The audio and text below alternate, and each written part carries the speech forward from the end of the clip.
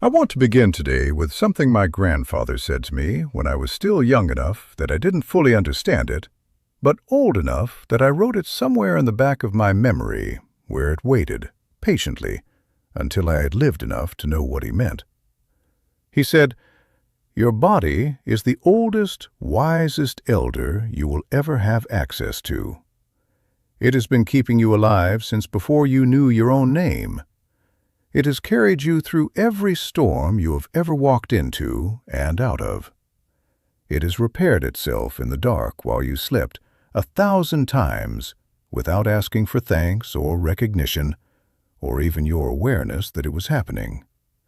And the one thing it asks of you in return, the only thing it has ever asked, is that you listen to it. Not some of the time, not when the signal is loud enough that you can no longer pretend it isn't there. All of the time, with the same attention and respect you would give to an elder who has earned the right to be heard." I was young when he said that, and I nodded the way young people nod when they are receiving wisdom they intend to use someday. Then I spent the next several decades doing exactly what he told me not to do, ignoring, explaining away, deciding that the signal was probably nothing and that if it got louder, I would deal with it then. I know I am not alone in this. I know because I have watched almost every person I love do the same thing. And I have watched, in some of them, what happens when the signal that was probably nothing turns out to have been something, and the window for addressing it has narrowed in the time spent pretending it wasn't open. Today I am going to tell you 5 things your body may be saying to you right now that you must not dismiss. Not with alarm, not to frighten you, but because your body has been keeping its end of the agreement your whole life. It is time to keep yours. The first thing you must never ignore after 60 is tiredness that does not lift with rest. This is not the tiredness of a long day or a short night, not the pleasant heaviness that arrives after genuine physical effort and dissolves in the morning. I am talking about the tiredness that is there when you wake up, that is still there at noon, that sits behind your eyes and in the joints of your hands, and in the particular effort it takes to stand from a chair. A tiredness that is moved in and is not behaving like a visitor, but like a resident, settling into the furniture of your days as though it intends to stay. Most people after 60 explain this away with the same 3 words: I am old. And age is real, and a body that has been alive for 7 or 8 decades does not have the reserves of one that has been alive for 3. But there is a difference between the natural recalibration of energy across a lifetime and the particular kind of exhaustion that is a signal, and that difference matters enormously, because one of them is the body adjusting, and the other is the body reporting. Persistent, unexplained fatigue after 60 can be the body's way of telling you about a thyroid that is no longer regulating as it should, about a heart that is working harder than it ought to, about blood that is carrying less oxygen than the body needs, about an inflammation quietly burning somewhere it should not be, about a depression that has taken up residence not just in the mind, but in the tissues. None of these are things that resolve by waiting. All of them are things that respond to attention. I knew a woman named Vera who spent almost 2 years explaining her exhaustion away. She was 74, she said. She had been busy her whole life. She was simply slowing down. This is what slowing down felt like. She adjusted her life around the tiredness rather than inquiring into it. She stopped walking because the walk left her depleted for the rest of the day. She stopped seeing friends as often because the preparation required felt like more than she had. She shrank her world to fit the size of her energy and called it acceptance. When a visiting granddaughter noticed that Vera's lips had a color they should not have had and insisted on accompanying her to a doctor, the answer that came back was not what Vera expected. It was addressable, completely addressable. But it had been quietly advancing for the 2 years Vera had spent deciding it was just age. She told me afterward, "I was so busy accepting my limitations that I never stopped to ask whether the limitations were real." When your tiredness does not lift with rest, it is your body asking a question. Do not answer it with silence. Take it to someone qualified to hear it. The second thing you must never ignore is pain you have normalized. This is perhaps the most common form of self-betrayal I have witnessed in people over 60. And I use the word betrayal deliberately because that is what it is. An act of abandonment toward a body that has never abandoned you. The normalization of pain happens slowly, over years. So slowly that most people cannot identify the moment it began.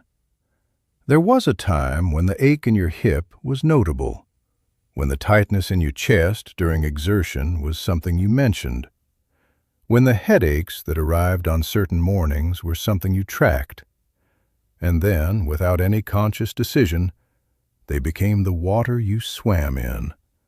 Background, expected, unworthy of comment. You stopped telling your doctor because you assumed the doctor would say what you were already telling yourself, that this is what getting older feels like.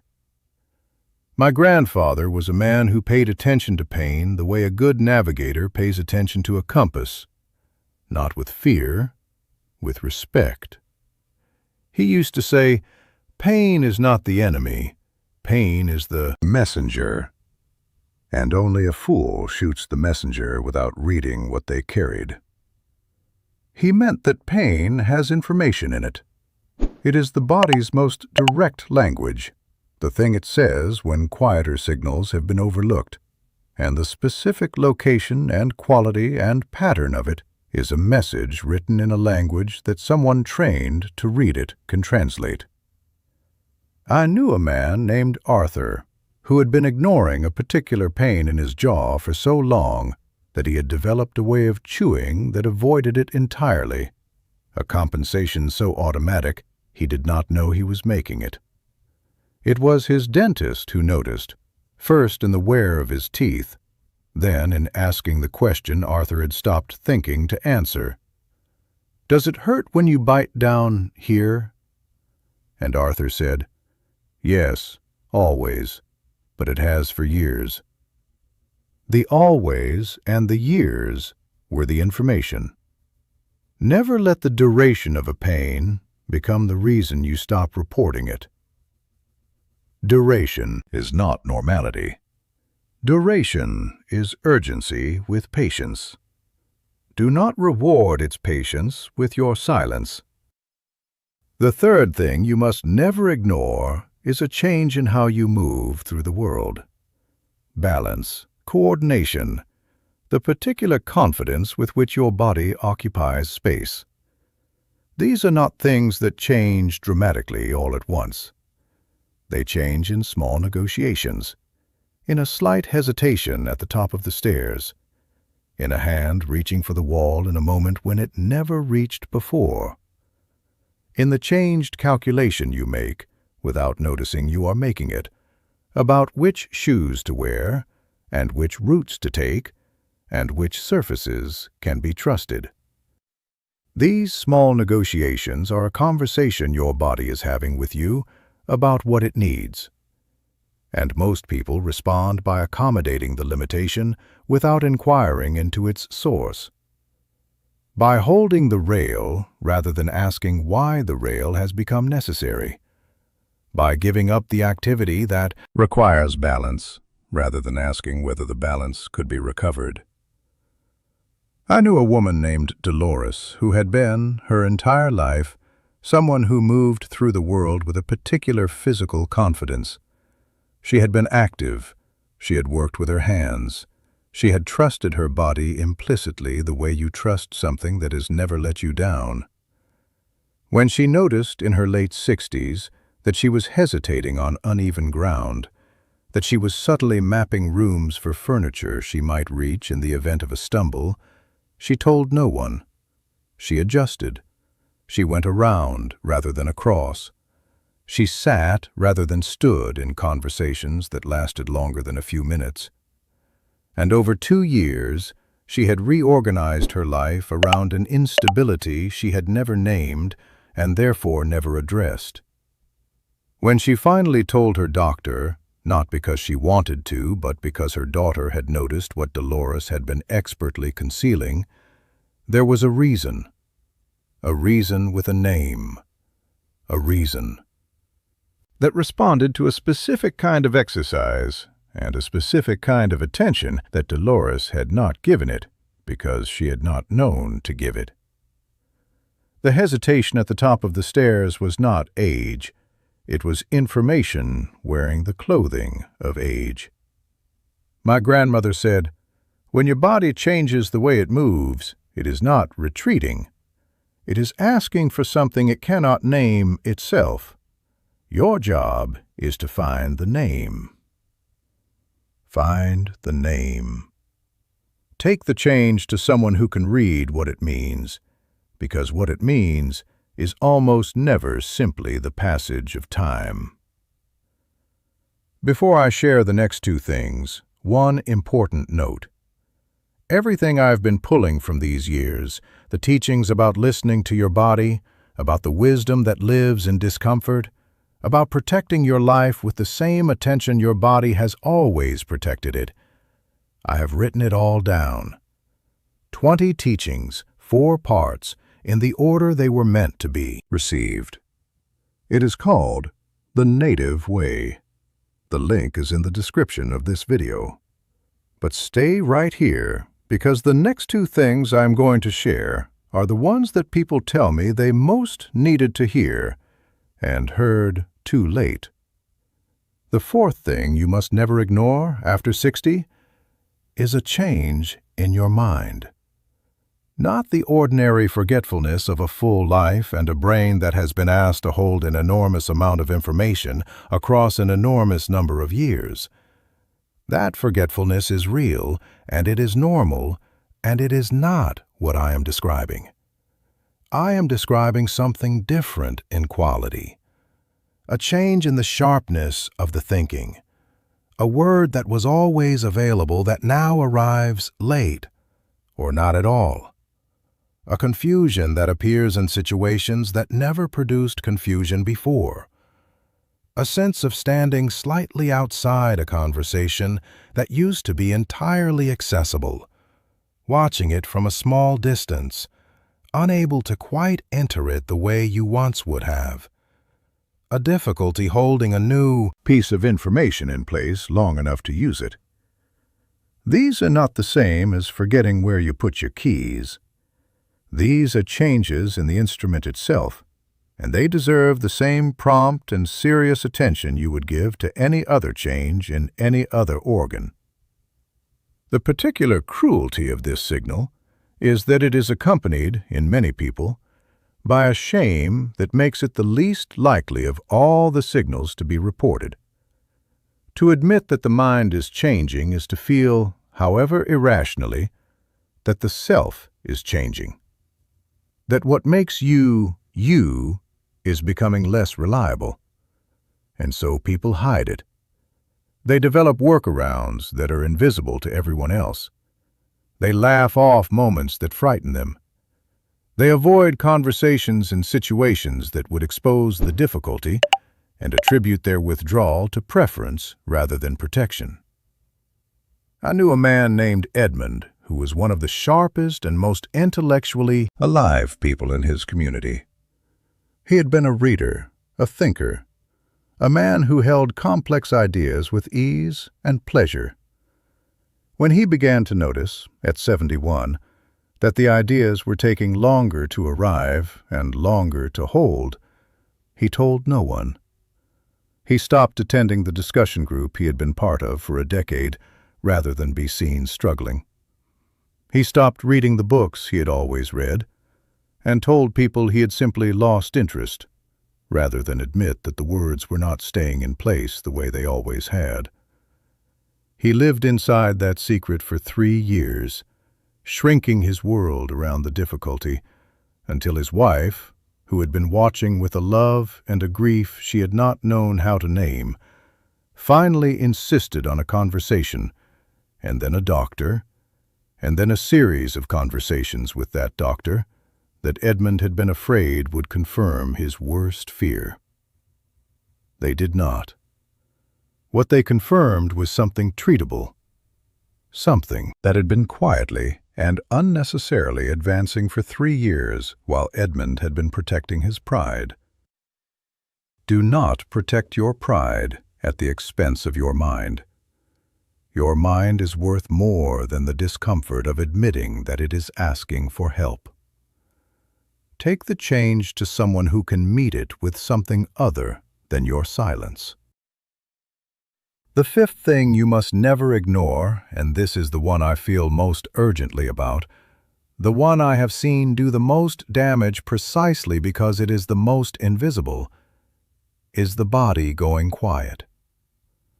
The loss of appetite, not just for food, but for the things that used to make you hungry.